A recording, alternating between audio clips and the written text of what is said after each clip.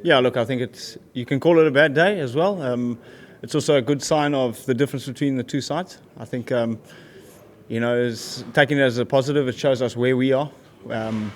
Without being too negative about the whole thing, there's definitely a skill gap in between the two teams, quite a big one at that as well. So, but it's a good opportunity for us to learn and to grow from players like this, and to play against teams like this consistently. I think is a good thing, and bring a little bit more match awareness into the games going forward in the future for us for the World Cup.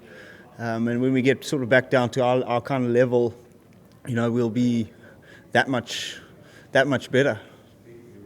How do you go about keeping that gap? Is it like having more opportunities like this to play these two? Yeah, definitely. That's obviously the case. I think you play against these guys more and more. I think obviously you're going to get better. You're going to grow in confidence. It's an attitude that they bring that not many other teams do bring around that we play against. So I just feel like if you do commit to doing well here, you will do well. If you read the game well, you will do well again. Obviously the wickets have been tough, and losing the toss twice hasn't been the greatest thing. So I felt that even we gave them a little bit of a run for their money up at the top of the order there this afternoon. So if we hit those right areas consistently, it's obviously a bit different when we're facing 140 clicks an hour to run down to that, or to run down to 130.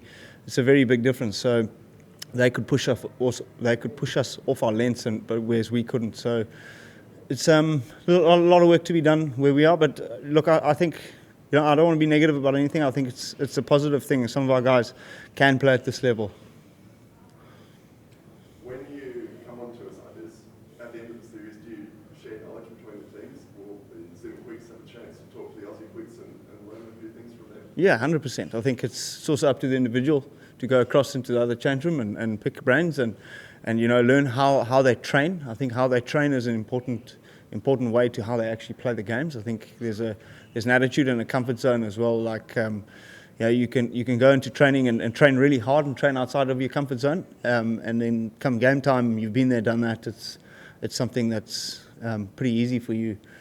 Well, when I mean easy, I just mean that you've been there and you've done it before. So I think, and also the skills-wise, I think skills start at training.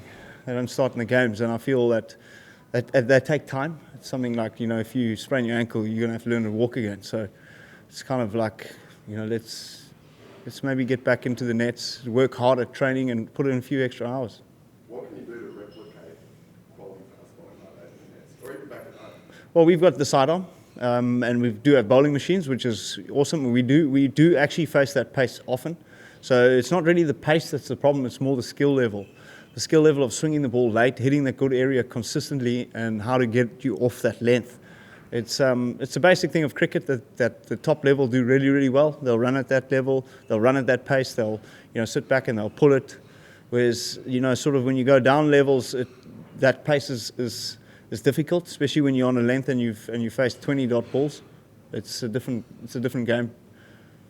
Richard has had a couple of really good games with the ball, and he's sort of been thrust into that leader of the attack with the injuries to Kendo and Blessing. Can you tell us about him and what he made of it? Yeah, look, I think Richard is huge for us. I think if we can get him to start swinging the ball, I think he will be huge. I think Brad Evans is another one that, for me, I feel like he's still got more in the tank pace-wise. I think he could possibly push the speed gun a little bit more.